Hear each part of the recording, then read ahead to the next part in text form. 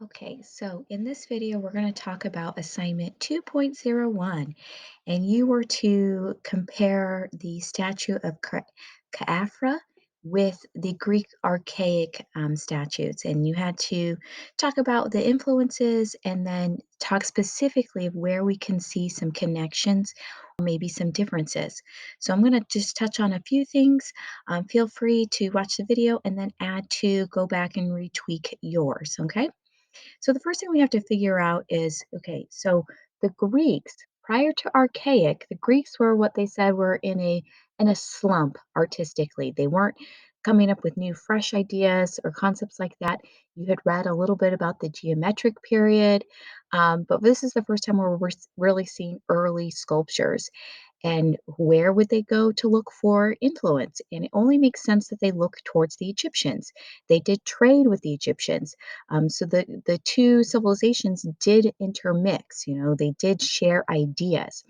And if you think about yourself as maybe you're a person who wants to learn about art or become that really great person at drawing, what do? You turn to the pros. All of us do that. It's an innate way to learn how to make art or to learn how to do anything for that matter. So that's what the Greeks did. They looked to what the Egyptians were doing and go, aha, I like what they're doing. They've been doing it for a long time. Let's go ahead and copy and do that too. And it wasn't because they were trying to be copycats. It's the fact that they just were wanting a starting off point. They wanted to learn how were pros doing it. And eventually, the Greeks evolved into that classical Greek and the Hellenistic kind of Greeks. Style characteristics that we'll get to later, but you have to understand where they originated from. And that's why Greek archaic is so important. But before we can actually go, hey, this is what they took from the Egyptians, we need to first look at what are Egyptian style characteristics. So the statue that you were asked to compare to is does show some of those characteristics, although this statue is sitting. If we take a look at the statues, Egyptian statues that were made of standing, you can see much more direct comparisons. One of the things they always do, Egyptians, they always pose their figures with the arms to the side and the foot forward. So we can see that here, arms to the side, and usually the hands were clutched. If we look at the statue of Karaf, um, he also has that kind of clutched fist there going on. The Egyptians were very kind of like rigid. They wanted almost like this very formal feel. They didn't really concern themselves with a lot of movement. It's almost like they were statues. Like there was no sense of kind of swaying in the wind, and their bodies were always very upright, shoulders really far back, and it had this very regal, loyal, stable, heavy presence about them. And then there was no sense of expression or individuality. It was just kind of like this straight face, okay, here and here. But it does not have this any sort of relaxed feel about it whatsoever. Um, so now when we take and go, okay, this is a starting point of what Egyptian style characteristics. Now when we look at the Greek archaic heroes, granted they weren't doing of kings, they were doing of athletes and gods, but they mimic that same sort of feel of the very upright pose. They even put their feet forward, they put the arms to the side, they have the clenched fist. So everything seems to be very familiar. Okay.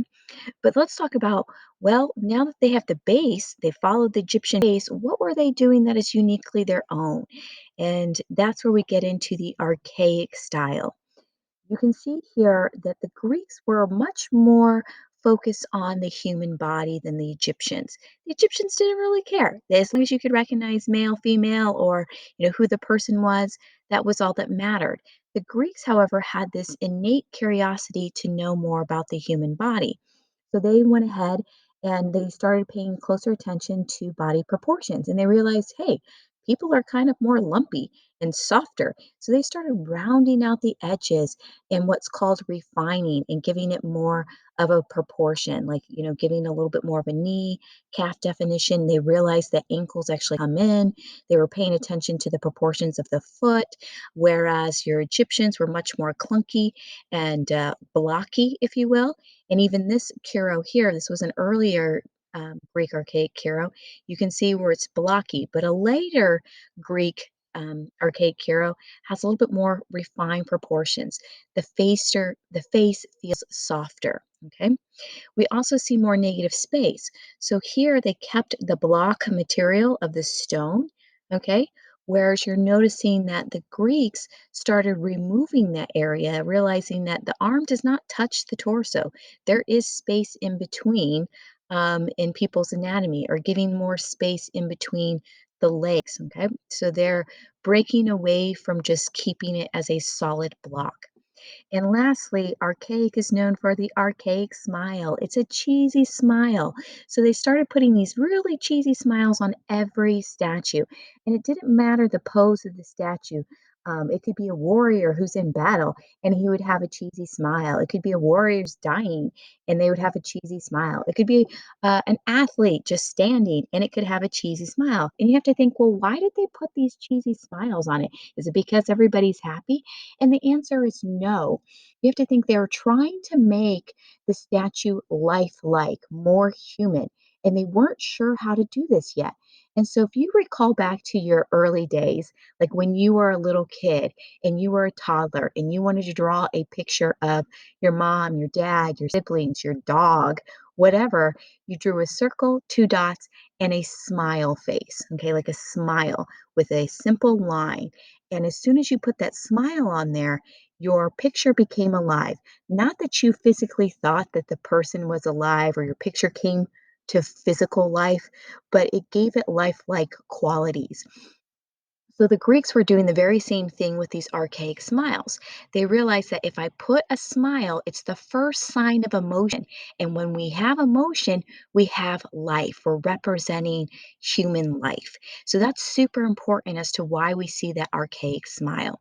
And then lastly, if we're looking at just characteristics that both of them are still stuck on, that eventually later the Greeks will evolve out of, but for right now, we can see that neither group here is concerned with identity or individuality.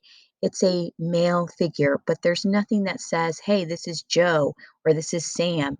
There's no identifiable characteristics. It's just a generic figure.